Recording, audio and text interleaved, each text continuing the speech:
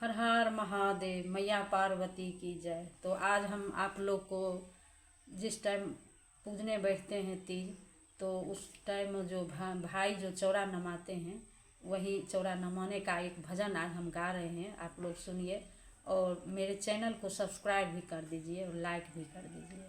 तो ठीक है, चलिए सुनाते हैं।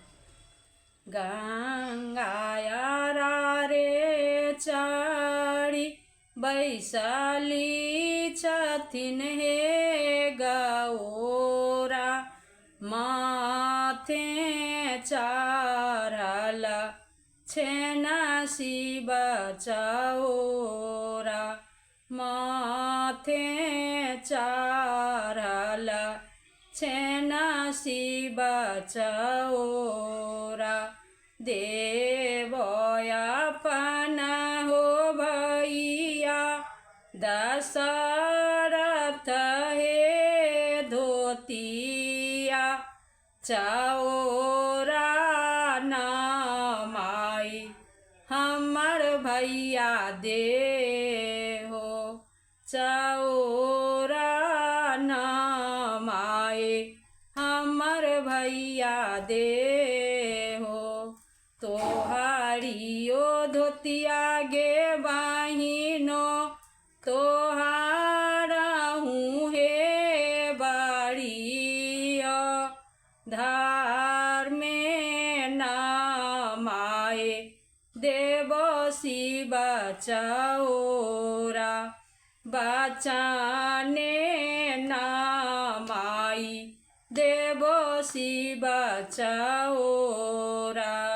गंगाया रे चारी बैसाली छथिन हे गौरा, माथे चारल छेना शिव चौरा, माथे चारल छेना शिव चौरा। देवयापन हो भैया पराने कहे पोथिया, चौरा नमाई हमर भैया दे हो, चौरा नमाई हमर भैया दे हो। तोहारियो पोथिया गे बहिनो, तोहारा हूँ हे बाड़िया, धार में नमाए देवो शिव चौरा, बचाने नमाए देवो शिव चौरा। गंगाया रे चारी बैसाली छथिन हे गौरा, माथे चारल छेना शिव चौरा, माथे चारल छेना शिव चौरा। देव में आपन हो भैया हाथ के रहे घड़िया, चौरा नमाई हमर भैया दे हो, चौरा नमाए हमर भैया दे हो।